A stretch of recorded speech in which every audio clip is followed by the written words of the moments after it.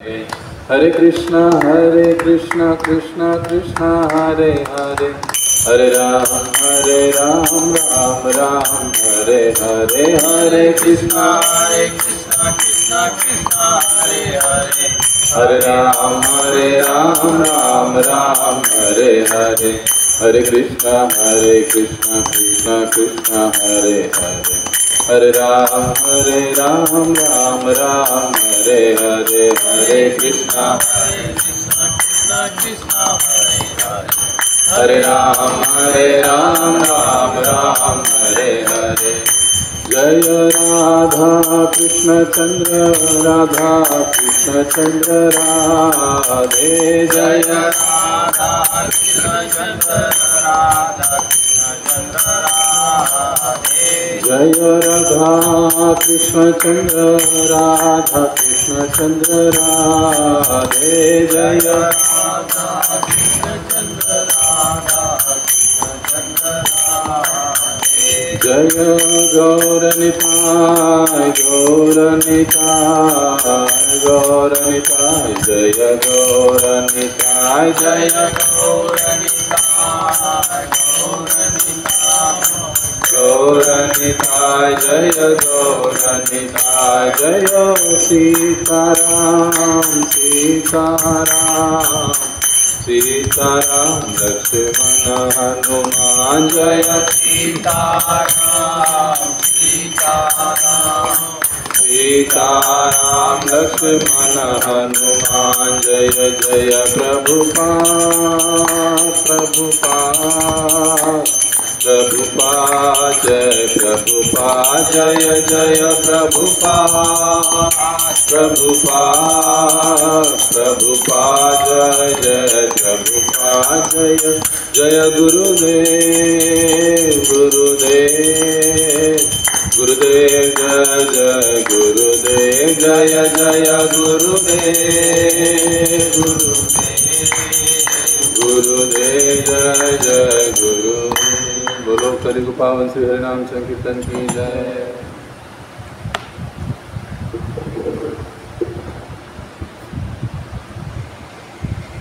ओम ज्ञानतिमिरन्धस्य ज्ञानाञ्जनशलाकया चक्षुरुन्मिलितं येन तस्मै श्रीगुरवे नमः। श्रीचैतन्यमनोभीष्टं स्थापितं येन भूतले स्वयं रूप कदा मह्यं ददाति स्वपदान्तिकं। वन्देऽहं श्रीगुरो श्रीयुतापदकमलं श्रीगुरोन् वैष्णवांश्च श्रीरूपं साग्रजातं सहगना रघुनाथान्वितं तं सजीवं साद्वैतं सावधूतं परिजनसहितं कृष्णचैतन्यदेवं श्रीराधा कृष्णपादान् सहगना ललिता श्रीविशाखान्वितांश्च। नमो ॐ विष्णुपादाय कृष्णपृष्ठाय भूतले श्रीमते भक्तिवेदान्तस्वामिनिति नामिने। नमस्ते सारस्वते देवे गौरवाणी प्रचारिणे निर्विशेष शून्यवादी पाश्चात्यदेशतारिणे। नमो महावदन्याय कृष्ण प्रेम प्रदायते कृष्णाय कृष्ण चैतन्य नामिने गौरतुषे नमः। हे कृष्ण करुणा सिंधो दीनबंधो जगत्पते गोपेश गोपिका कांत राधा कांत नमस्तुते। तप्त कांचन गौरांगी राधे वृंदावनेश्वरी वृषभानुसुते देवी प्रणमामि हरिप्रिये। वाञ्छाकल्पतरुभ्यश्च कृपा सिन्धुभ्येव च पतितानां पावनेभ्यो वैष्णवेभ्यो नमो नमः। जय श्री कृष्ण चैतन्य प्रभु नित्यानंद श्री अद्वैत गदाधर श्रीवासादि गौर भक्तवृंद। हरे कृष्णा कृष्ण कृष्ण हरे हरे, हरे राम राम राम हरे हरे। मूकं करोति वाचालं पङ्गुं लङ्घयते गिरिं यत्र पातमहं वन्दे श्रीगुरो दीनतारिणम्।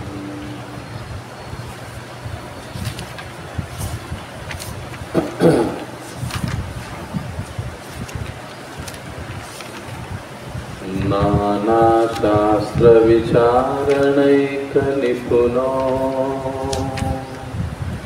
आप भी पीछे दोहरा। नाना शास्त्र विचारणैक निपुनो बोलिए।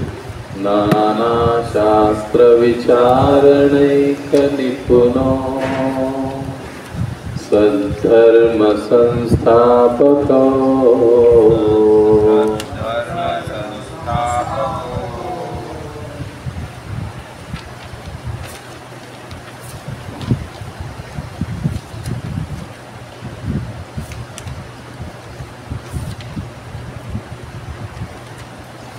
तो आज से हम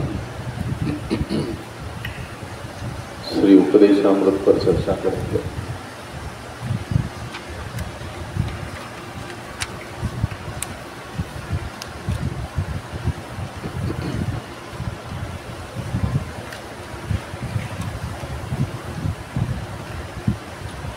यह ग्रंथ दिखने के लिए बड़ा ही छोटा है, लेकिन इसका आशय बहुत बड़ा है। सभी विशेष रूप से रूप गोस्वामी पाद जी ने ये जो ग्रंथ लिखा, सभी नवदीक्षित भक्तों के लिए, नव साधकों के लिए बड़ा महत्वपूर्ण ग्रंथ है। इसमें 11 श्लोक हैं, लेकिन ये 11 श्लोक हमारे लिए बहुत महत्वपूर्ण है, क्योंकि इस 11 श्लोक में आध्यात्मिक जीवन के बेसिक तत्वों से लेकर तो प्रेम तक, यानी भगवत प्रेम तक की बातें इसमें समझाई गई हैं, और कैसे हम उस हमारे मनुष्य जीवन के उद्देश्य को, ये हमारे जो साधना का उद्देश्य है, कृष्ण भक्ति या कृष्ण प्रेम, शुद्ध भक्ति, उसको हम प्राप्त कर सकते हैं। इसका क्रमशः वर्णन रूप गोस्वामी करते हैं। तो वैसे ये गहन विषय का ग्रंथ है, लेकिन दिखने के लिए हमको छोटा दिखता है। ये कोई मामूली ग्रंथ भी नहीं है। ये सबसे, यानी नवदीक्षित भक्तों की दृष्टि से महत्वपूर्ण ग्रंथ है। अब जो इस ग्रंथ के लेखक है श्रील रूप गोस्वामी, जो हमारे संप्रदाय के एक महत्वपूर्ण और प्रमुख आचार्य है, उनके द्वारा लिखा गया है।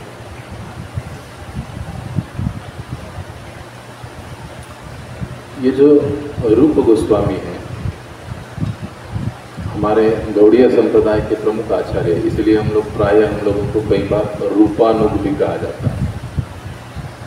रूपानुग का मतलब क्या होता है कि जो रूप गोस्वामी का या रूप गोस्वामी जी का अनुगमन करते हैं, उनके नक्शे कदम पर चलते हैं। तो उनके नक्शे कदम पर चलने वाले हम लोग, यानी गौड़ीय वैष्णव कहलाए जाते हैं। अभी हालांकि देखा जाए तो हम सभी जानते हैं कि 6 गोस्वामी हैं, और 6 गोस्वामियों से रूप गोस्वामी और सनातन गोस्वामी। तो सनातन गोस्वामी देखा जाए तो रूप गोस्वामी से बड़े हैं, लेकिन फिर भी हमको रूपानुग कहा जाता है, या हमारे संप्रदाय के जो प्रमुख आचार्यों के रूप में उनकी गणना होती है रूप गोस्वामी जी की। क्योंकि आज हम हमारे संप्रदाय में, इस्कॉन में कहिए, जो पढ़ते हैं, जो सुनते हैं, जो ग्रंथ है, ये सभी इन्हीं के बदौलत हैं। रूप गोस्वामी, सनातन गोस्वामी, जीव गोस्वामी, क्योंकि चैतन्य महाप्रभु ने इनको ये सेवा दी थी कि आप शुद्ध भक्ति का जो उच्च सिद्धांत है, वेद शास्त्रों से उसको निकालकर स्वतंत्र रूप से स्थापित करो, अलग अलग ग्रंथ लिखो। और इसके लिए हम लोग देखते हैं कि ये 6 गोस्वामी समय समय के अनुसार वृंदावन में पहुँचे और उन्होंने अपना काम, अपनी सेवा जारी की। किसी ने वृंदावन में हम देखते हैं कि भगवान श्री कृष्ण की जो लीला स्थलियाँ जो लुप्त हो चुकी थी उसको ढूंढ निकाला फिर से। आज जो हम देखते हैं कुसुम सरोवर है, राधा कुंड है, या ये जो स्थान है, ये 500 वर्ष पूर्व लगभग किसी को पता ही नहीं चल रहा था कि ये कहाँ पर हुई थी भगवान की लीला। लेकिन श्री चैतन्य महाप्रभु ने उस समय उनको बताया कि ये आप जाओ और ये आपका सेवा है कि जो भी काल के प्रभाव से भगवान की लीला स्थलियाँ लुप्त हो चुकी हो उन्हें पुनः प्रकाशित करो। और फिर इन्होंने शास्त्रों के आधार से इन लीला स्थलियों को ढूंढ निकाला और पुनः स्थापित किया। ठीक वैसे ही जीव गोस्वामी है, रूप गोस्वामी है, साथ ही साथ उन्होंने दूसरी सेवा भी की कि जो शुद्ध भक्ति का सिद्धांत है, जो वेदों में अनेक जगह, पुराणों में, उपनिषदों में शुद्ध भक्ति, विष्णु भक्ति, कृष्ण भक्ति की बातें हैं, लेकिन फिर भी इसको एक स्वतंत्र रूप से जनमानस के सामने प्रकाशित करो, ऐसा आदेश उन्होंने इन्हें दिया। और उसको लेकर हम देखते हैं कि रूप गोस्वामी, सनातन गोस्वामी वृंदावन पहुँचे, बाकी सब गोस्वामी भी आहिस्ता आहिस्ता पहुँचे। तो हालांकि सनातन गोस्वामी बड़े भाई हैं रूप गोस्वामी के, लेकिन फिर भी हमको सनातन अनुग नहीं कहा जाता, हमको रूपानुग कहा जाता है। इसका कारण क्या हो सकता है? कभी हमने सोचा ये बातें बहुत ज़रूरी है, क्योंकि हम जिस संप्रदाय से जुड़ रहे हैं उस संप्रदाय का महात्म्य क्या है ये समझना उतना ही ज़रूरी है। जब तक हम लोग उस चीज़ को नहीं समझेंगे तब तक हमारी निष्ठा बनेगी। इसलिए इसको समझना बहुत ज़रूरी है। अभी रूप गोस्वामी हम लोगों को रूपानुग कहा जाता है या रूप गोस्वामी जी को प्रमुख आचार्य कहा जाता है। उसका एक कारण कि जो रूप गोस्वामी है, जैसे हम लोग प्रार्थना में पढ़ते हैं ना, अभी हमने प्रार्थना पढ़ी, श्री चैतन्य मनोभीष्टम स्थापितम येन भूतले, श्री चैतन्य मनः अभीष्टम। श्री चैतन्य महाप्रभु के मन का अभीष्ट यानी इच्छा, श्री चैतन्य मनोभीष्टम स्थापितम। श्री चैतन्य महाप्रभु की मन की इच्छा क्या थी कि संकीर्तन आंदोलन की स्थापना। श्री चैतन्य मनोभीष्टम स्थापितम येन भूतले, इस भूतल पर, इस धरातल पर श्री चैतन्य महाप्रभु का जो मन की इच्छा है संकीर्तन आंदोलन की स्थापना, उसको स्थापित करने का, जिसको हम कहते हैं ना तत्व ज्ञान रूपी आधार, फाउंडेशन देने का काम ये रूप गोस्वामी ने किया है। श्री चैतन्य मनोभीष्टम स्थापितम येन भूतले स्वयं रूप, वे स्वयं यानी वे स्वयं रूप गोस्वामी, कदा मह्यम, कदा कब, मह्यम मुझे, कदा मह्यम वे कब मुझे अपने चरणों का आश्रय प्रदान करेंगे।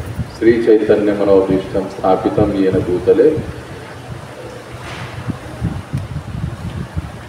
स्थापितम येन भूतले स्वयं रूप कदा मह्यम ददाति स्वपदांतिकम। ददाति यानी कब देंगे, स्वपद अंतिकम, स्वयं के पद चिन्हों का या चरणों का आश्रय मुझे कब प्रदान करेंगे। तो देखिए, यानी रूप गोस्वामी जी की विशेषता इस श्लोक में या प्रणीति में क्या बताई गई है कि वे भगवान श्री चैतन्य महाप्रभु के मन की इच्छा को, बातों को समझ सकते थे। चैतन्य महाप्रभु को बोलने की जरूरत नहीं, उनके मन में क्या है वो समझते। ये एक बहुत बड़ी लीला है, इसके बारे में, एक श्लोक के बारे में। तो हम आगे विषय के अनुसार हम लोग उसको सुनेंगे। तो कभी कभी हम लोग हमारे साथ रहने वाले व्यक्तियों के मन की बात को ठीक से नहीं समझ पाते, लेकिन भगवान के मन की बात समझना कोई आसान बात नहीं है।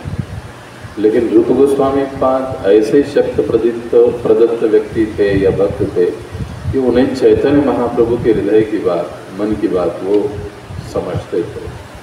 यानी इसका मतलब क्या है कि चैतन्य महाप्रभु के द्वारा विशेष कृपा उन्हें प्रदत्त थी।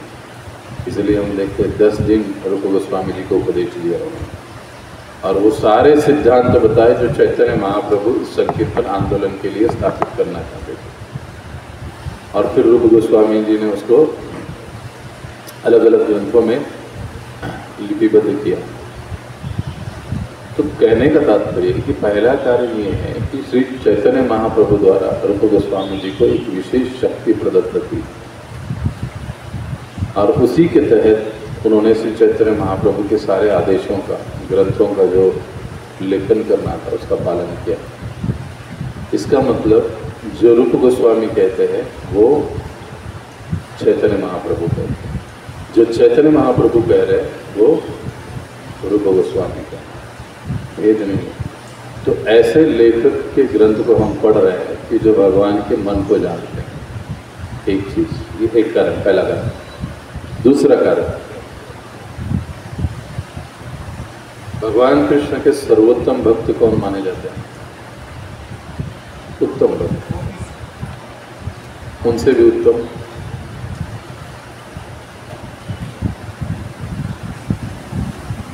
राधा रानी, उनसे भी उत्तम राधा रानी। अब राधा रानी अकेली होती है, उनके साथ उनकी गोपियाँ होती है। अभी उन गोपियों में श्रेष्ठ गोपी कौन है? राधा रानी को छोड़कर ललिता। ललिता अकेली होते हैं, उनके साथ उनकी सखियाँ होती है जिनको मंजीरी कहा जाता है। अब इन मंजीरियों की एक श्रेष्ठ, मंजीरी मतलब ऐसी युवतियाँ जो 6 से 8 साल की उम्र के बीच में, उनको मंजीरियाँ कहा जाता है। 8 साल के आगे फिर गोपियाँ कही जाती है। अब ये मंजीरियों में प्रमुख मंजीरी कौन है? ललिता जी के रूप में वो है रूप मंजीरी। वही रूप मंजरी श्री चैतन्य महाप्रभु जी की लीला में रूप गोस्वामी के रूप में प्रकट होते हैं। भगवान श्री कृष्ण की समस्त जो रहस्यमयी लीलाएं हैं उनको पुनः प्रकाशित करने के लिए उनके, इसीलिए रूप गोस्वामी, सनातन गोस्वामी जो लुप्त हुए वृंदावन की स्थलियाँ थी उनको ढूंढ पाए, अदरवाइज वो कैसे ढूंढ पाते? क्योंकि ये पार्षद है भगवान के शाश्वत धाम के शाश्वत पार्षद। तुकाराम महाराज भी कहते हैं, आमी वैकुंठवासी आलो याची कारणासी। ये जो भक्त होते हैं, ये जो आचार्यगण होते हैं, ये भगवान के शाश्वत पार्षद होते हैं। भगवान की इच्छा अनुसार वो भगवान की लीला में अलग अलग युगों में, अलग अलग कल्पों में, अलग अलग उद्देश्य को लेकर प्रकट होते हैं भगवान के साथ, और भगवान की आज्ञा के अनुसार सेवा करते हैं। तो ये रूप गोस्वामी पाद जो कि रूप मंजरी ही रूप गोस्वामी के रूप में प्रकट हुए। तो ऐसे रूप गोस्वामी जी यानी जो लेखक है इस ग्रंथ के, उनके ग्रंथ का हम लोग अभ्यास कर रहे हैं। तो चैतन्य, जैसे हमने कहा कि ये 2 प्रमुख कारण हैं, हम लोग रूपानुग कहे जाते हैं। संप्रदाय से जब हम जुड़ रहे हैं तो संप्रदाय की बातें, संप्रदाय के बलस्थान, संप्रदाय की हमारे विशेषताएं, संप्रदाय के हमारे महत्वपूर्ण घटनाएं, लीलाएं, वो हमको पता होनी चाहिए। जब तक हम लोग संप्रदाय को समझेंगे नहीं, तब तक संप्रदाय का भाव हम में उतरेगा नहीं। जब हम किसी व्यक्ति को समझने की कोशिश करते हैं तब हम उसके भाव को समझते हैं, और जब उसके भाव को समझते हैं तब उसके साथ हमारा डीलिंग करना आसान हो जाता है। अरे ये ऐसे सोचेगा तो मुझे ऐसे ही करना चाहिए, या ऐसे बोलेगा तो उसके पहले मुझे ऐसे ही। क्यों? क्योंकि हमने उस व्यक्ति को समझने का पूरा कोशिश किया। ठीक उसी प्रकार से जिस संप्रदाय से हम लोग अब जुड़ रहे हैं, तो ये हमारा कर्तव्य बनता है कि उनके बलस्थान, उनकी लीलाएं, उस संप्रदाय की महत्वपूर्ण घटनाएं, उस संप्रदाय के आचार्य, उस संप्रदाय में आचार्यों की हुई अलग अलग लीलाएं, उनके जीवन चरित्र, इसको समझना हमारे लिए बहुत ज़रूरी होता है। ये जब तक हम लोग नहीं समझेंगे तब तक हम संप्रदाय के भाव को, हमारे आचार्य के भाव को ग्रहण नहीं कर पाएंगे। इसलिए हम ये जो ग्रंथों का अध्ययन करते हैं ना, इन ग्रंथों से हमको उन लेखक या उन आचार्यों के भावों का, उनके महत्ता का हमको पता चलता है। तो श्री चैतन्य महाप्रभु ने ये सारे जो सिद्धांत है उसका सही सही रूप से निरूपण करने की कहिए या प्रकाशित करने की कहिए विशेष शक्ति रूप गोस्वामी जी को दी चैतन्य, इसलिए वो इतना सब कुछ कर पाए। अभी देखिए ये शक्ति उन्होंने दी। अभी रूप गोस्वामी पाद जी ने कौन कौन से ग्रंथ लिखे? सबसे पहले भक्ति रसामृत सिंधु, उपदेशामृत, फिर उसके बाद विदग्ध माधव, ललित माधव, ये नाटिका जो भगवान की गुह्यतम राधा और कृष्ण की लीलाओं के संबंध में चर्चा करती है। ऐसे कुछ ग्रंथों का उन्होंने लेखन किया और इसमें उन्होंने शुद्ध भक्ति के सिद्धांतों को प्रस्तावित किया। इसलिए प्राय प्रभुपाद जी कहते हैं कि हमको इसको हमको समझना है, मध्व गौड़ीय परंपरा को हमको समझना है, तो हमको 4 ग्रंथों का अभ्यास करने की जरूरत है। उपदेशामृत, भक्ति रसामृत सिंधु, ईशोपनिषद और भगवद गीता। ये 4 ग्रंथ अगर हम लोग अच्छे से पढ़ लेते, समझ लेते, अभ्यास करते, तो हम लोग इस संप्रदाय के भाव को, इस संप्रदाय को, गौड़ीय वैष्णविज्म क्या है, इसको हम अच्छे से समझ पाएंगे। तो रूप गोस्वामी जी का जो प्राकट्य है, जन्म है इस जगत में 1489 में हुआ, 1489, और पश्चात श्री चैतन्य महाप्रभु का अभी उनका जीवन चरित्र आएगा। अभी मैं आपको एक होमवर्क दूंगा। षड गोस्वामी जीवन चरित्र नाम से एक छोटा पुस्तक आता है, मंदिर में मिलेगा आपको। षड गोस्वामी, 6 गोस्वामियों का जीवन चरित्र उसमें आपको मिलेगा संक्षेप में। आपको उसको अगली बार रूप गोस्वामी जी का जीवन चरित्र पढ़कर आना। ज़्यादा से ज़्यादा कितने होंगे? 3 पेज होंगे, 1, 2, 3 पेज, वो आपको पढ़कर आना। आपको आज के बाद आप जाइए मंदिर में, उस बुक को लीजिए, षड गोस्वामी नाम से होगा, जिसमें 6 गोस्वामियों का जीवन चरित्र, उनका कार्यकाल, उनके कार्य, कुछ महत्वपूर्ण लीलाएं, ये सारी चीज़ें वहाँ पर होगी, तो आप उसको पढ़िए। तो 1489 में उनका प्राकट्य हुआ और 1514 में वो पहली बार श्री चैतन्य महाप्रभु से मिले, जबकि उनकी आयु 25 वर्ष की थी। और वो कौन थे? नवाब हुसैन के प्रधानमंत्री, बंगाल के जो राजा थे उस समय, उनके वो प्रधानमंत्री। और उम्र की 25 है। आप सोचिए कि कितने विद्वान रहे होंगे। उम्र के 25 में प्रधानमंत्री बनना तो कोई मजाक की बात नहीं है, वो भी इतने बड़े राज्य थे। ये हिस्ट्री में भी मिलेगा हमको। तो जब मिले 25 वर्ष की आयु, और फिर प्रयाग में दशाश्वमेध घाट पर 1516 में श्री चैतन्य महाप्रभु ने उन्हें 10 दिन की शिक्षा, उपदेश दिया दशाश्वमेध घाट पर प्रयाग में। तब उनका उम्र था 27 साल। उसके पश्चात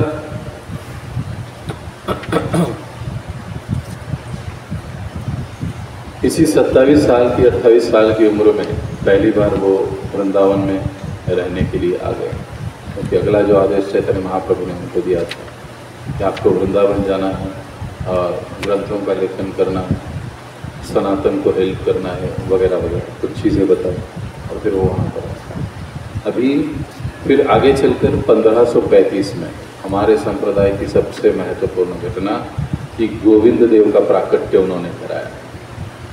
ये बहुत विशेष लीला है। और उस समय उनका उम्र 46 साल था, 46। जब आज जो हम वृंदावन में गोविंद देव देखते हैं, वे गोविंद देव का प्राकट्य रूप गोस्वामी पाद जी ने करवाया। और फिर 1545 में उन्होंने भक्ति रसामृत सिंधु ग्रंथ की रचना करी। 1545, जो हमारे संप्रदाय का एक महत्वपूर्ण ग्रंथ है। जब भक्ति रसामृत सिंधु की रचना वे कर रहे थे तब उनकी उम्र 56 साल की थी, 56। उसके पश्चात 1564 में 75 वर्ष की आयु में उन्होंने अपना शरीर त्याग दिया,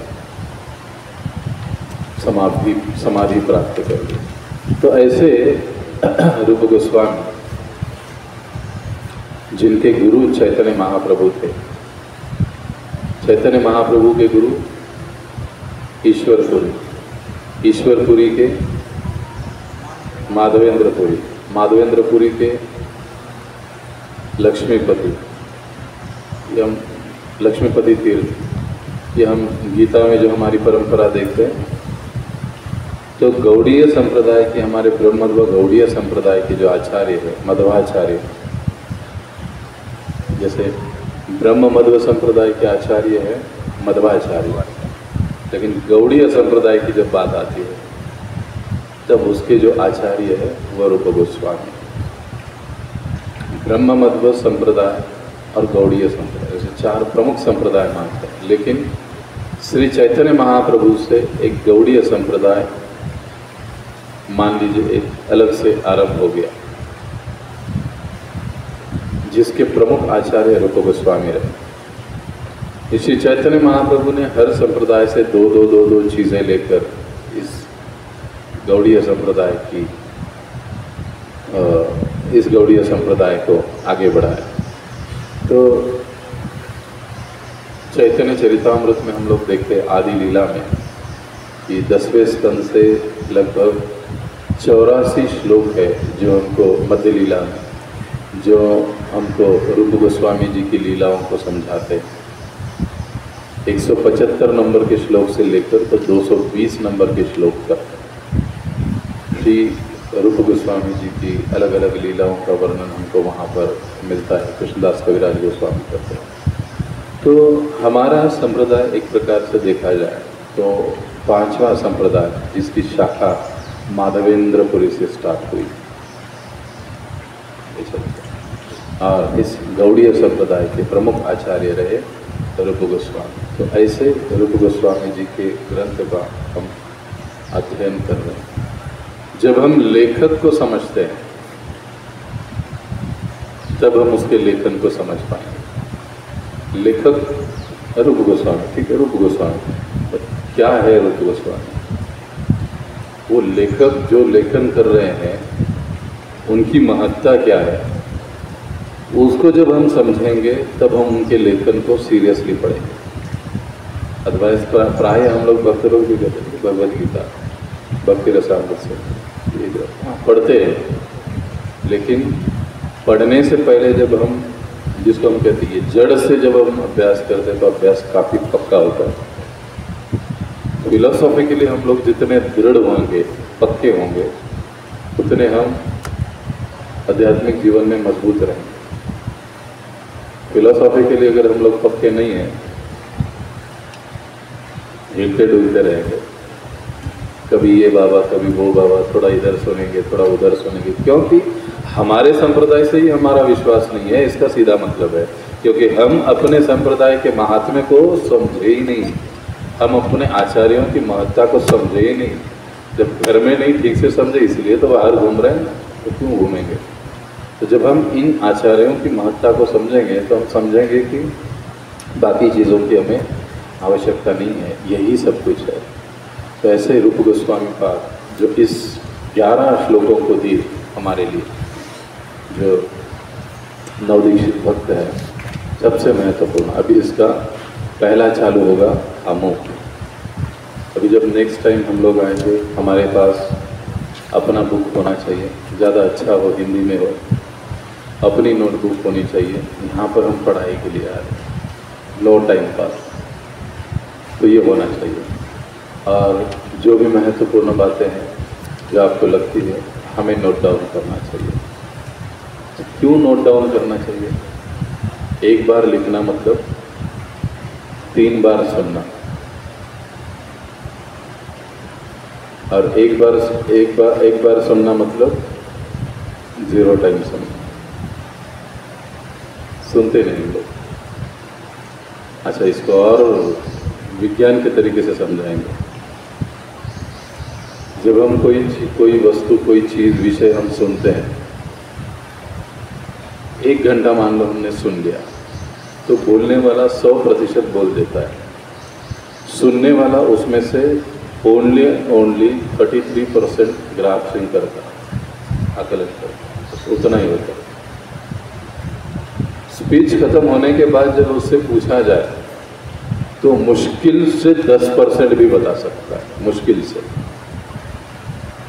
इसीलिए कहा जाता है एक बार सुनना यानी 2 बार, बार बार सुनना।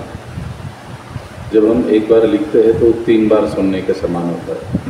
तो इसलिए नोट्स की भी अपनी आवश्यकता होती है। अब हम आमुख को पढ़ेंगे। कौन पढ़ेगा? किसके पास है? पढ़िए। और हम लोग पढ़ेंगे। मैं नहीं पढ़ूंगा, मैं एक्सप्लेनेशन करूंगा, आप पढ़ेंगे सभी वन बाय वन। आमुख कृष्ण भावनामृत आंदोलन श्रील रूप गोस्वामी की अध्यक्षता में संचालित होता है। गौड़ी वैष्णव या बंगाली वैष्णव अधिकांशतया श्री चैतन्य महाप्रभु के अनुयायी हैं, जिनमें से वृंदावन के 6 गोस्वामी उनके प्रत्यक्ष शिष्य हैं। अतएव श्री नरोत्तम दास ठाकुर ने गाया है, ओ रघुनाथ पदे हईबे आकृति, कबे हम बुझब एक से युगल प्रीति।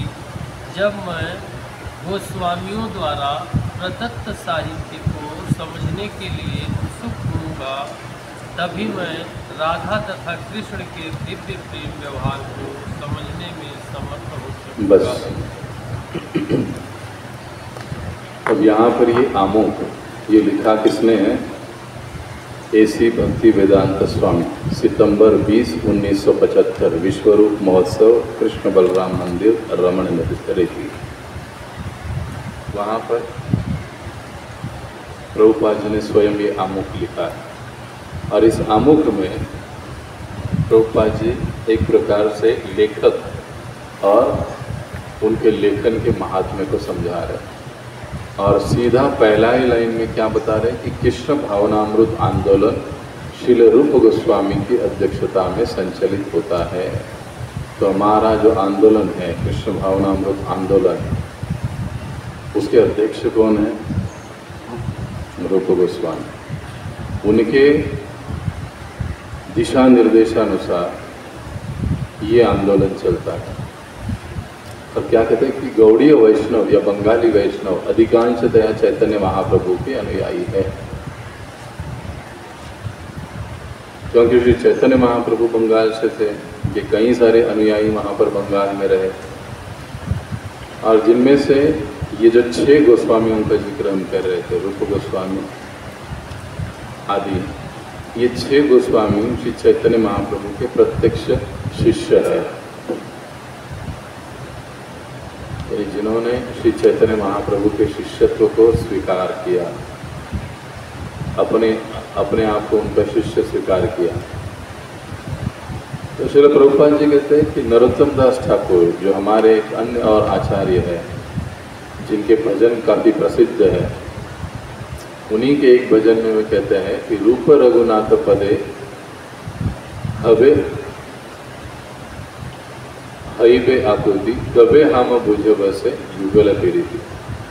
कि जब मैं गोस्वामियों द्वारा प्रदत्त साहित्य को समझने में उत्सुक होऊंगा, तो ये मज़े की बात है। पढ़ाई को हम उत्सुक नहीं रहते, पढ़ना बोरिंग लगता है, अभ्यास करना बोरिंग लगता है। लेकिन यहाँ पर नरोत्तम दास ठाकुर कहते हैं कि इस साहित्य के यानी इन ग्रंथों को समझने के लिए जब मैं उत्सुक होऊंगा तभी मैं राधा और कृष्ण की दिव्य लीलाओं को समझने में समर्थ हो पाऊंगा। इसलिए पहले ही हमने क्या कहा कि फिलॉसॉफिकली जब तक हम लोग दृढ़ नहीं होते तब तक ना ही तो हम संप्रदाय समझ पाएंगे, ना संप्रदाय के भाव को समझ पाएंगे और फिर भगवान की लीलाओं को समझने के लिए बाकी हुई। तो इसलिए फिलॉसॉफिकली हमको दृढ़ रहना, होना, उसके लिए अभ्यास करना ये बहुत ज़रूरी है। आगे नेक्स्ट पैराग्राफ कौन पढ़ेगा? श्री चैतन्य महाप्रभु का प्रादुर्भाव मानव समाज को कृष्ण विज्ञान का वरदान देने के लिए हुआ। भगवान कृष्ण के समस्त कार्यकलापों में सबसे उत्कृष्ट है गोपियों के साथ उनके माधुर्य प्रेम की लीलाएं। श्री चैतन्य महाप्रभु गोपियों में श्रेष्ठतम श्रीमती राधा रानी के भाव में प्रकट हुए। अतएव भगवान श्री चैतन्य महाप्रभु के जीवन कार्य को समझने तथा उनके पदचिन्हों का अनुगमन करने के लिए हमें 6 गोस्वामियों शील रूप सनातन, भट्ट रघुनाथ, श्री जीव गोपाल भट्ट तथा दास रघुनाथ का अत्यंत गंभीरतापूर्वक अनुसरण करना चाहिए। बस श्री चैतन्य महाप्रभु का आविर्भाव, प्रादुर्भाव किस लिए हुआ? मनुष्य समाज को कृष्ण भक्ति या कृष्ण विज्ञान देने के लिए। भगवान कृष्ण की जितनी सारी लीलाएं हुई उन लीलाओं में सबसे उच्चतम और श्रेष्ठ उनकी लीलाएं हैं गोपियों के साथ उनकी जो लीला, और उन गोपियों में जो श्रेष्ठतम श्रीमती राधा रानी है उनके भाव में श्री चैतन्य महाप्रभु प्रकट हुए। राधा रानी का भाव क्या है? उनका भाव अत्यंत करुणामय भाव है, दया का भाव है। तो ऐसे श्री चैतन्य महाप्रभु के संदेश को यदि हम समझना चाहते हैं तो हमको क्या करना पड़ेगा? ये जो 6 गोस्वामी हैं इनके चरण चिन्हों का अभ्यास करना पड़ेगा। अब इनके चरण चिन्हों का अभ्यास हम लोग कैसे और कब करेंगे? जब हम इनके जीवन चरित्र को पढ़ेंगे, समझेंगे। इसीलिए मैंने आपको होमवर्क क्या दिया कि उस बुक को लेना है और उसमें से ये 6 गोस्वामियों के जीवन चरित्रों को, सबसे पहले रूप गोस्वामी जी के जीवन चरित्र को पढ़ना है, पढ़कर आना है। मैं अगली बार सवाल पूछूंगा, पढ़कर आना है। आगे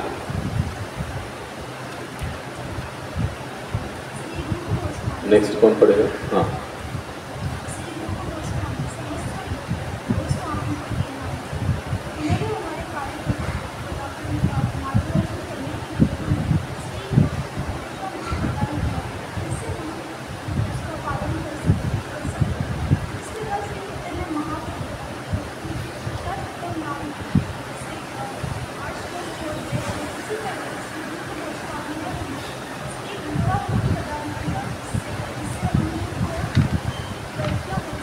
बस वही बात। श्री रूप गोस्वामी समस्त गोस्वामियों के यानी 6 गोस्वामियों के वे नायक थे और हमारे कार्यकलापों का मार्ग निर्देश करने के लिए कि हमको कृष्ण भावना में, कृष्ण भक्ति में क्या करना चाहिए, क्या नहीं करना चाहिए, कैसे रहना चाहिए, किसका संग करना चाहिए, किसका नहीं करना चाहिए, उत्तम भक्त कैसे होता है, मध्यम प्रकार का भक्त कैसे होता है, कनिष्ठ स्तर का भक्त कैसे होता है, ये सारी चीज़ें इस उपदेशामृत में उन्होंने हमें दे दी ताकि हम सही से कृष्ण भावना का पालन कर सकें। तो जैसे चैतन्य महाप्रभु ने अपने पीछे 8 श्लोक छोड़े हैं उसी प्रकार से श्रील रूप गोस्वामी ने हमें यह उपदेशामृत ग्रंथ प्रदान किया है, क्योंकि हम इसको पढ़कर, इसका अध्ययन करके हम लोग एक अच्छे ओरिजिनल वैष्णव बन सकें। वैसे डुप्लीकेट वैष्णव होता ही नहीं है, जो डुप्लीकेट है वो वैष्णव है ही नहीं, लेकिन एक अच्छे वैष्णव हम बन सके, प्रामाणिक वैष्णव हम बन सके। वैष्णव का मतलब ही होता है प्रामाणिक। ये शाब्दिक विरोधाभास है मैं जो कह रहा हूँ। प्रामाणिक वैष्णव नहीं, ऐसी कोई होता ही नहीं है। वैष्णव मतलब वो प्रामाणिक होता है, ओरिजिनल वैष्णव। वैष्णव यानी उसके पास ओरिजिनलिटी होती है, डुप्लीमेसी नहीं। तो उसी प्रकार से ऐसे वैष्णव हम बन सके, शुद्ध वैष्णव हम बन सके, इसलिए उन्होंने ये उपदेशामृत नाम का ग्रंथ हमें प्रदान किया। आगे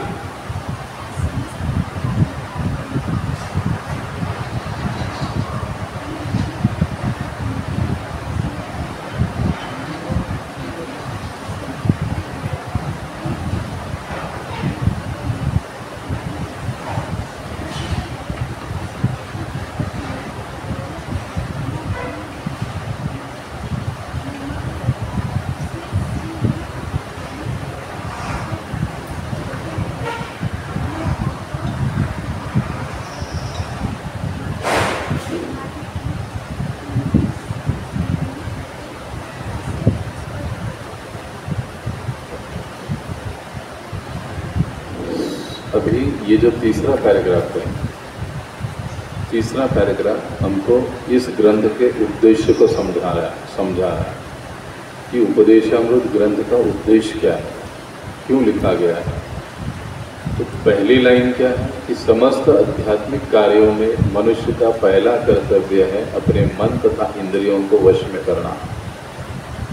जब हम आध्यात्मिक जीवन की बात करते हैं तो आध्यात्मिक जीवन की शुरुआत कैसे होती है? मन को और अपने इंद्रियों को नियंत्रण करने से या नियंत्रित करने से।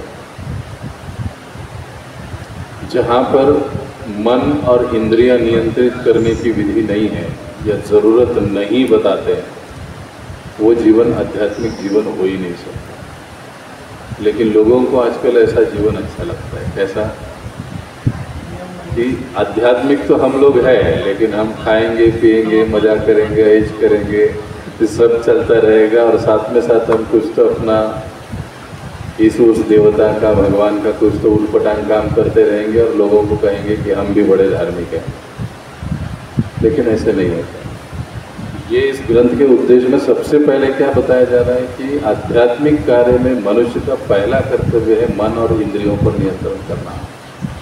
और अपने मन और इंद्रियों पर नियंत्रण कैसे किया जाए, इसी चीज़ को सिखाने के लिए ये उपदेशामृत ग्रंथ है। ये उसका उद्देश्य पहला।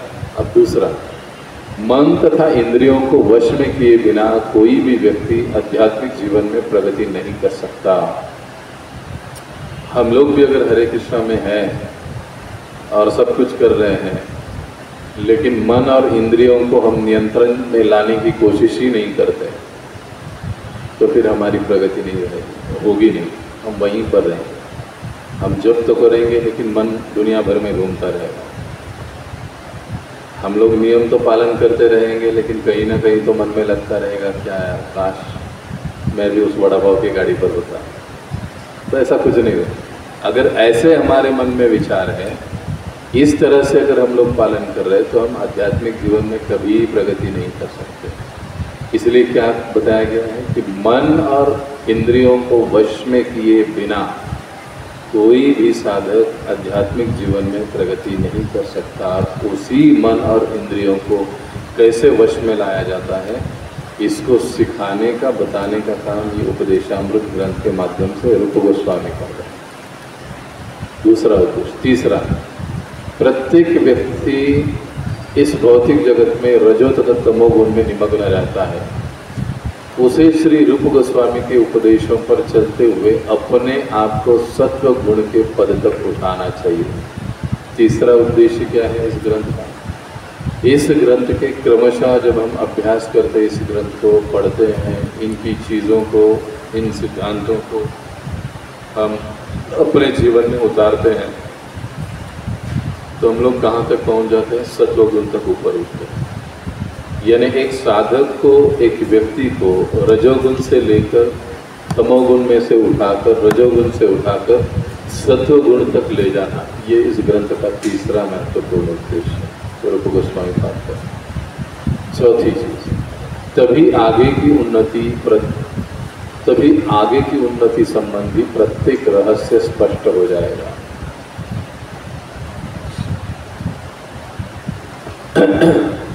कभी जब हम सत्वगुण तक उठेंगे, सत्वगुण में जब हम उठेंगे तब हमको कई सारे रहस्यमय सवालों के जवाब मिल जाते हैं अपने आप।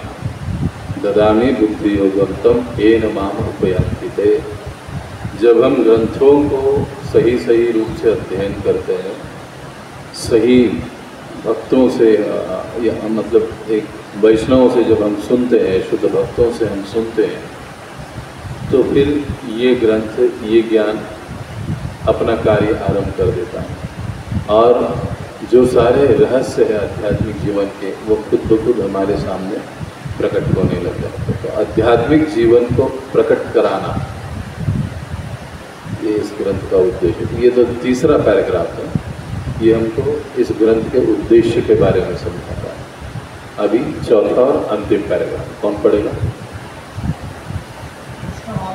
की प्रगति अनुयायी की मनोवृत्ति पर निर्भर करती है। कृष्ण भावनामृत के अनुयायी को आदर्श गोस्वामी होना चाहिए। वैष्णवजन सामान्यतः गोस्वामी कहे जाते हैं। वृंदावन में तो प्रत्येक मंदिर के संचालक की यही पदवी होती है। जो कोई कृष्ण का परम भक्त बनना चाहता है, उसे गोस्वामी होना चाहिए। गो का अर्थ है इंद्रिया और स्वामी का है प्रभु या मालिक। जब तक कोई मन तथा इंद्रियों को वश में नहीं कर लेता, तब तक वह गोस्वामी नहीं बन सकता। पहले गोस्वामी तथा बाद में भगवान का शुद्ध भक्त बनकर जीवन की सर्वोच्च सफलता प्राप्त करने के लिए मनुष्य को श्री उपदेशामृत नामक उपदेशों का पालन करना चाहिए, जिन्हें श्री रूप गोस्वामी ने हमें प्रदान किया है। इन्होंने अनेकानेक पुस्तकें लिखी है तथा भक्तिरसामृत सिंधु, विदग्ध माधव तथा ललित माधव। लेकिन श्री उपदेशामृत नवदीक्षित भक्तों के लिए प्रारंभिक उपदेश है। मनुष्य को इन उपदेशों का कठोरता से पालन करना चाहिए, तभी अपना जीवन सफल बनाना अधिक सुगम हो जाएगा। इस पैराग्राफ का जो पहला लाइन है, ये हमारे लिए सबसे महत्वपूर्ण लाइन है, हमारे जीवन के अंत तक। और वो लाइन क्या है? कृष्ण भावनामृत की प्रगति अनुयायी के मनोवृत्ति पर निर्भर करती है। आप लोगों को इस वाक्य से क्या मतलब समझ में आता है?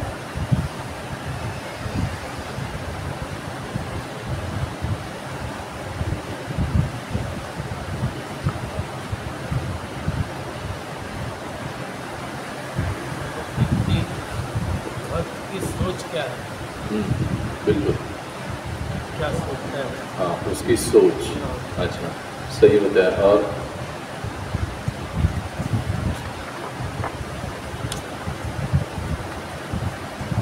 कृष्ण भावनामृत का पालन कर रहा है, जो कृष्ण भावनामृत का पालन कर रहा है, उनका जो किस तरह से लोग कर रहे हैं, उनका तरफ देखने का दृष्टिकोण कैसा है और गंभीरता से ले रहा है, कैसे ले रहा है।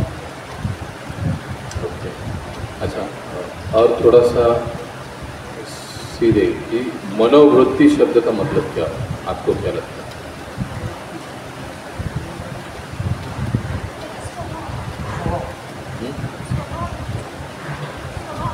स्वभाव, ठीक है, बराबर। और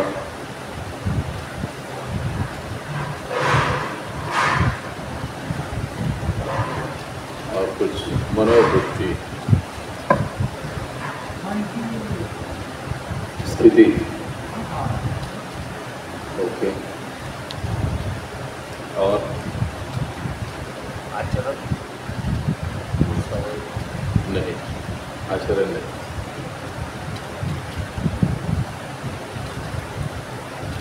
मनोवृत्ति, अंग्रेजी में उसको क्या कहेंगे? एटीट्यूड। मराठी में दृष्टिकोण। हर वस्तु को देखने का नजरिया, किसी घटना को देखने का हमारा नजरिया। उदाहरण के तौर पर पानी का ग्लास आधा भरा हुआ है, उस ग्लास को देखकर कौन कैसे मत व्यक्त करेगा? कोई कहेगा प्रभु जी ये पानी का ग्लास आधा भरा हुआ, कोई कहेगा नहीं आधा खाली है। जवाब दोनों भी सही है, आधा भरा हुआ है सही है, आधा खाली है सही है, लेकिन ये दोनों जवाब हमको क्या दर्शाते हैं?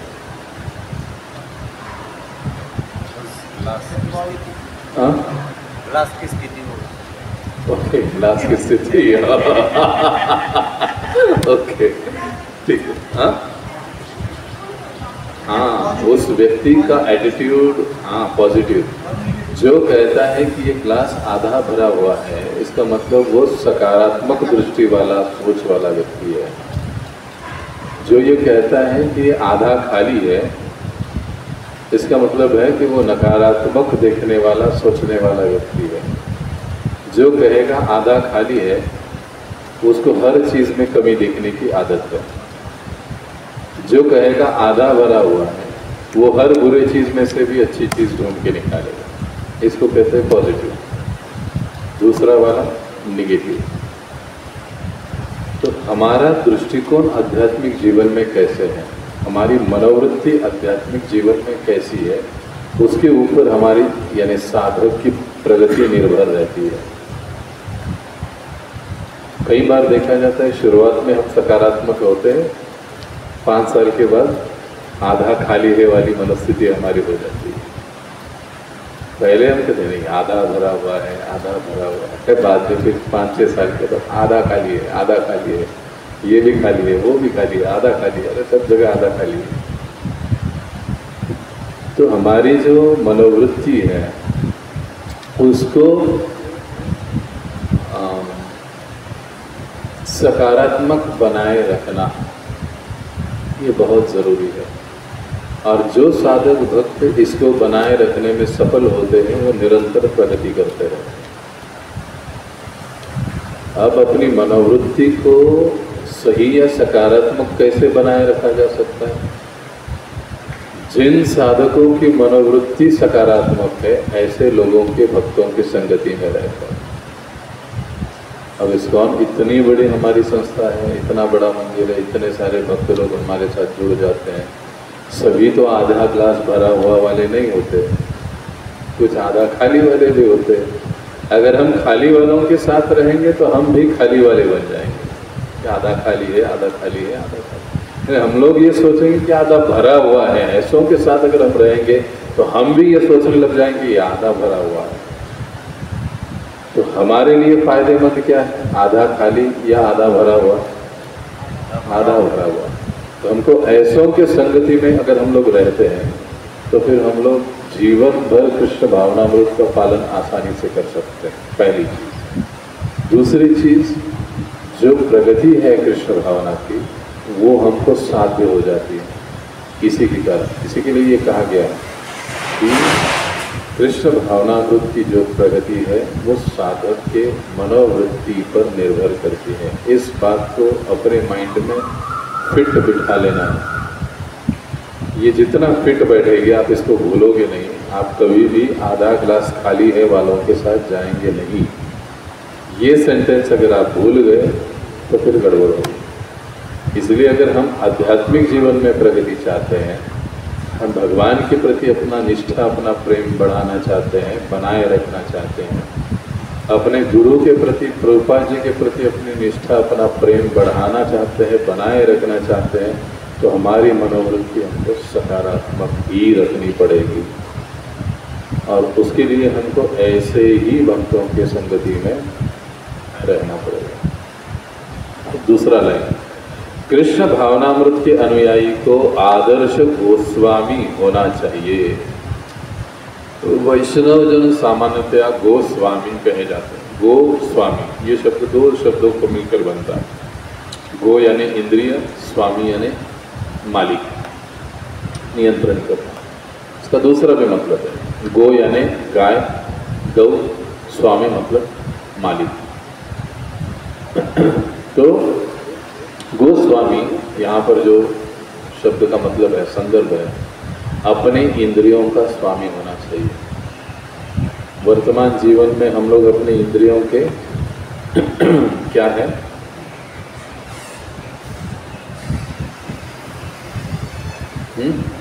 गुलाम है, इन्होंने शब्द कहा, गुलाम है, सेवक है, दास है।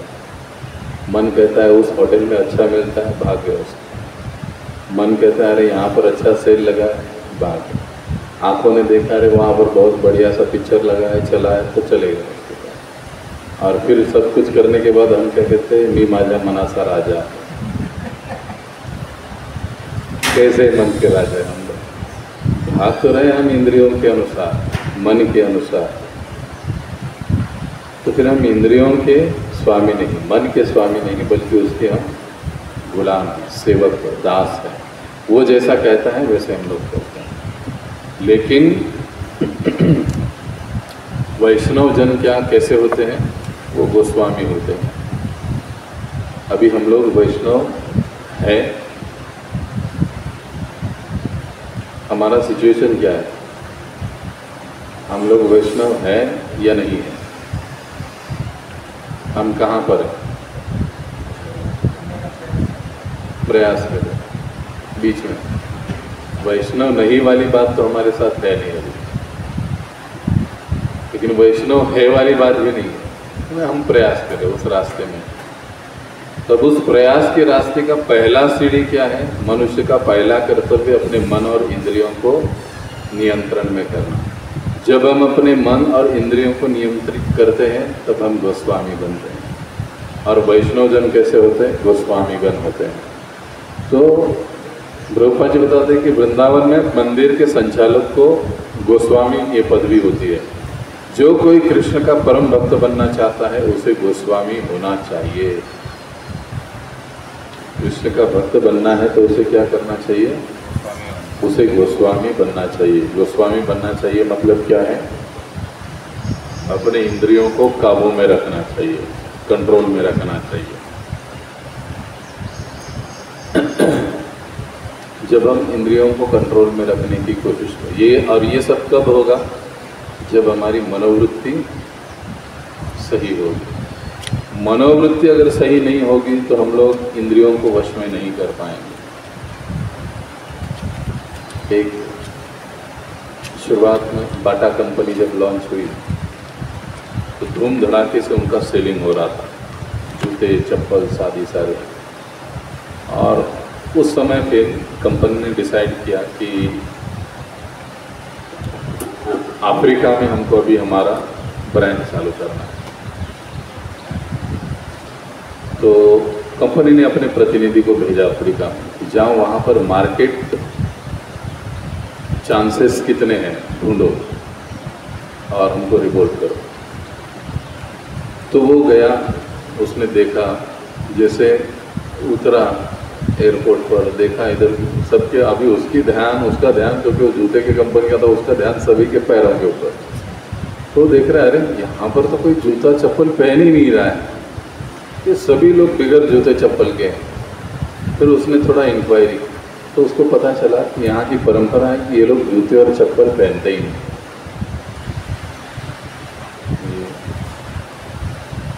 बहुत सालों पहले घटना है।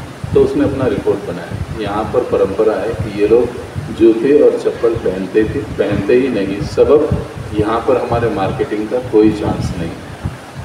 अब कंपनी वालों ने ये मेल पढ़ लिया, तो अब ठीक है, कंपनी ने ऐसे कैसे है, चप्पल नहीं पहनते मतलब उनको कभी ना कभी तो पहननी चाहिए। मार्केटिंग का मतलब क्या है, जिसकी ज़रूरत नहीं है उसकी ज़रूरत बनाओ और प्रोडक्ट गले में मारो, इसको ही तो मार्केटिंग कहते हैं। और क्या, दूसरा जो चीज़ ज़रूरत नहीं है उसको, तो फिर कंपनी ने दूसरे आदमी को भेजा। अब दूसरा आदमी वहाँ पर गया, उसने देखा कोई भी चप्पल नहीं पहनता है। तो उसका कारण क्या है, तो इनकी परंपरा है, कुछ इनका धार्मिक रीज़न है इसके पीछे, चप्पल नहीं पहनते हैं। तो उसने कंपनी को सीधे रिपोर्टिंग कर दिया कि सर यहाँ पर इतना अपॉर्चुनिटी है, इतना अपॉर्चुनिटी कि हमारी 10 ब्रांचेस भी कम पड़ेंगी।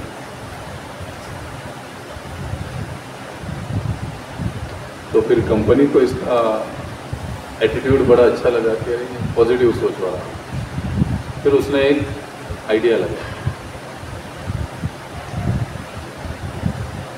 कि आप चप्पल पहनोगे तो आपकी नज़रें काफ़ी तीक्ष्ण होगी, आपको जल्दी चश्मा लगेगा नहीं, आपकी आंखें जल्दी कमज़ोर होगी नहीं, ऐसे कहकर उसने अपना प्रचार चालू कर दिया। और लोगों ने आहिस्ता आहिस्ता चप्पल लेना चालू कर दिया। देखिए पहले आदमी ने क्या, और फिर पूरा समय हो गया कि पूरे लोग चप्पल पहनने लगे। पहले आदमी का सोच ग्लास आता है, दूसरे आदमी का सोच। तो हम जो जैसे हम अपनी मनोवृत्ति रखते हैं वैसी घटनाएं हमारे इर्द गिर्द होती हैं, चीज़ें हमारे आसपास में होती है। तो इसी तरीके से जब हम लोग किसी व्यक्ति में दोष देखते हैं, किसी भक्त में दोष देखते हैं, तो उसी भक्त में कोई दूसरा भक्त गुण देख लेता है। युधिष्ठिर महाराज दुर्योधन में भी गुण देखते थे, लेकिन अर्जुन और भीम को दुर्योधन में एक भी गुण दिखाई नहीं देता। वो उसको हमेशा गालियां देते थे, लेकिन युधिष्ठिर महाराज जी को उसमें भी गुण दिखाई देता था। युधिष्ठिर महाराज कई बार दुर्योधन की स्तुति कर देते थे, ये दोनों चिढ़ जाते थे। दोनों का दृष्टिकोण। तो युधिष्ठिर महाराज जी का जो मनोवृत्ति या उनका जो सोच था वो एक अलग रूप से था, और वही हमें आध्यात्मिक जीवन के लिए महत्वपूर्ण है, आगे ले जाता है। तो इस प्रकार से हमारा दृष्टिकोण यदि सही रहेगा तो हम लोग अपने इंद्रियों को, मन को वश में अच्छे से कर पाएंगे, और इन ग्रंथों में जो बातें बताई गई, दी गई, उसको हम अच्छे से पालन कर सकेंगे। अब ये उपदेशामृत ये जो ग्रंथ है, इस ग्रंथ में जो भी विधि नियम हमको बताए हैं, उन विधि नियमों का अगर हम लोग अच्छे से पालन करते हैं तो हमारा कृष्ण भावनामृत जीवन सफल होगा। हम लोग एक शुद्ध भक्त बन पाएंगे। तो वैसे देखा जाए तो हम लोग जो अभी अभ्यास करेंगे इस उपदेशामृत का, तो इस उपदेशामृत ग्रंथ पर हमारे 3 आचार्यों ने टीकाएँ लिखी है। सबसे पहली टीका है हमारे भक्ति विनोद ठाकुर जी का, जो कि बांग्ला में।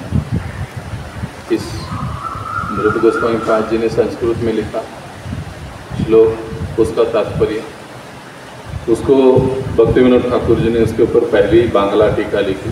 उसके बाद भक्ति सिद्धांत सरस्वती ठाकुर जी की भी इस ग्रंथ पर अपनी स्वयं की टीका है। उन्होंने भी इस ग्रंथ को और अच्छे तरीके से विश्लेषण किया है। उसके बाद अब ये जो हम पढ़ रहे हैं तात्पर्य प्रभुपाद जी ने हमको दिया है, तो हमारे तीसरे आचार्य श्रील प्रभुपाद जी, इन्होंने इसके ऊपर टीका लिखी है। तो ये 3 आचार्यों ने इस उपदेशामृत ग्रंथ पर टीका लिखी है, और हम इसका अभ्यास करते समय प्रभुपाद जी की टीका के अनुसार तो पढ़ ही रहे हैं, लेकिन ज़्यादातर हम भक्ति विनोद ठाकुर जी का जो बांग्ला टीका है उसके अनुसार हम इसका अभ्यास करेंगे, जिसमें हमको बहुत ही आगे चलकर एक एक श्लोक में रुचि आएगी, हमको इसमें आनंद आएगा। तो यहाँ पर हमारा लगभग आमुख समाप्त हो जाता है। इसमें किसी कोई प्रश्न है तो आप पूछ सकते हैं।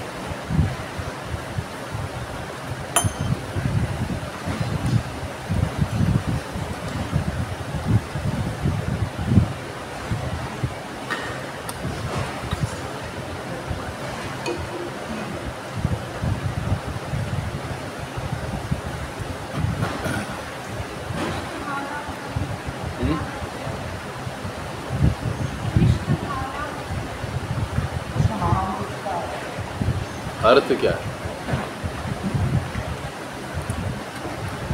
भगवान श्री कृष्ण की स्मरण में, चेतना में, भावना में जीना, ये कृष्ण भावना। उनके आदेशों के अनुसार, जैसे उन्होंने भगवद गीता में बताया, उसके अनुसार जीवन जीना, ये कृष्ण भावना है सीधे शब्द। तो अभी हम पहले श्लोक का उच्चारण सीखेंगे, अनुवाद पढ़ेंगे और इसके तात्पर्य हम आज नहीं शुरू करेंगे, अगले रविवार से शुरू करेंगे। तो श्लोक संख्या पहला सभी पीछे पीछे दोहराएंगे।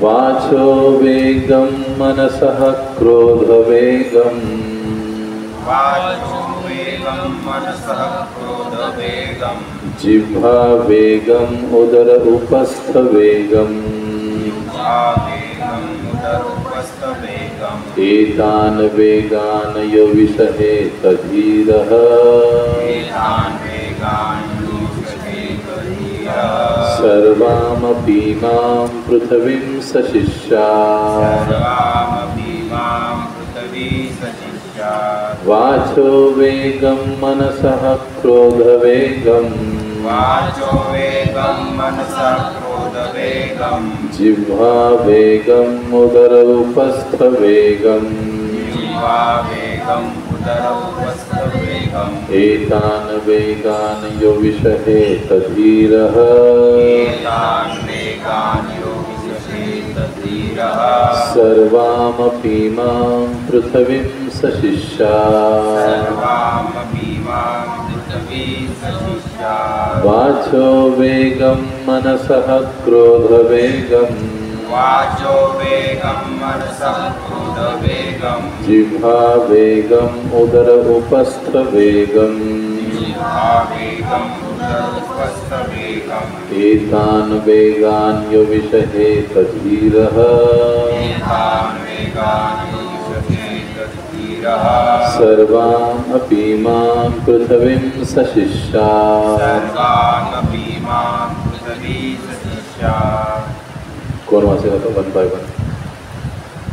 वाचो वेगं मनसः क्रोध वेगं, वाचो वेगं मनसः क्रोध वेगं, जिह्वा वेगं उदर उपस्थ वेगं, जिह्वा वेगं उदर उपस्थ वेगं, एतान् वेगान् यो विषहेत धीरः, एतान् वेगान् यो विषहेत धीरः, सर्वामपि मां पृथिवी सशिष्यात्। सर्वामपि मां पृथिवीं सशिष्यात्।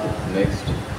वाचो वेगं मनसः क्रोध वेगं, वाचो वेगं मनसः क्रोध वेगं, जिह्वा वेगं उदरपस्थ वेगं, जिह्वा वेगं उदर उपस्थ वेगं, एतान् वेगान् यो विषहेत धीरः, एतान् वेगान् यो विषहेत धीरः, सर्वामपि मां पृथिवीं सशिष्यात्। सर्वामपि मां पृथिवीं सशिष्यात्। वाचो वेगं मनसः क्रोध वेगं, वाचो वेगं मनसः क्रोध वेगं, जिह्वा वेगं उदर उपस्थ वेगं, एतान् वेगान् यो विषहेत धीरः, सर्वामपि मां पृथिवीं सशिष्यात्।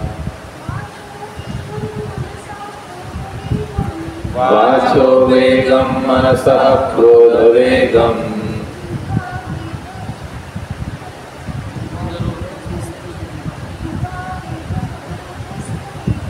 जिह्वा वेगं उदर उपस्थ वेगं,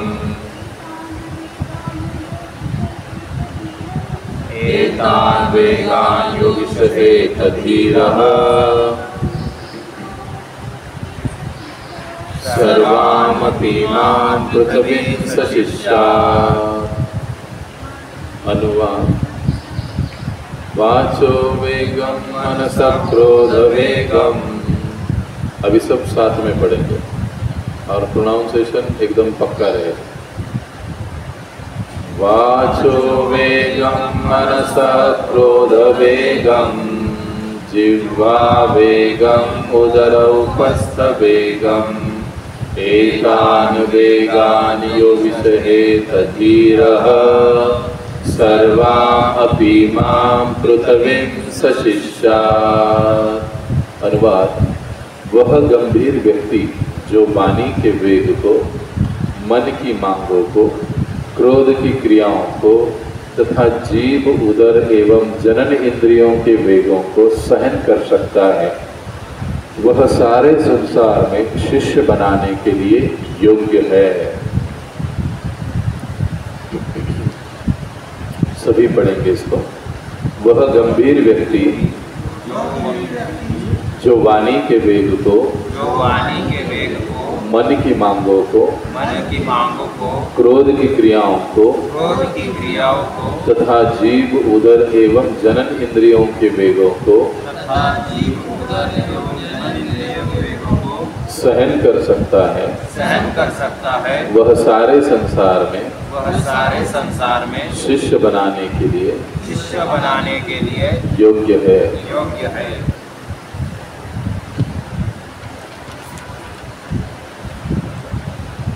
तो यहाँ पर हम रुकेंगे। जगत गुरु श्रील प्रभुपाद की जय। अनंत कोटि वैष्णव वृंद की जय। कक्षा शार्प 3 बजे चालू होगी, इसको सभी को ध्यान में रखना है।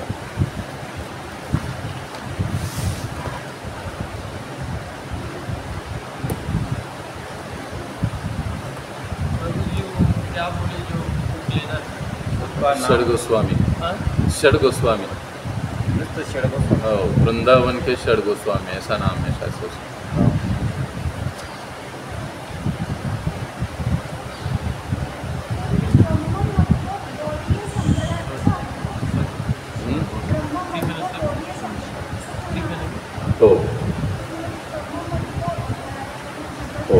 ब्रह्म मध्व, ब्रह्माजींपासून सुरू झाला।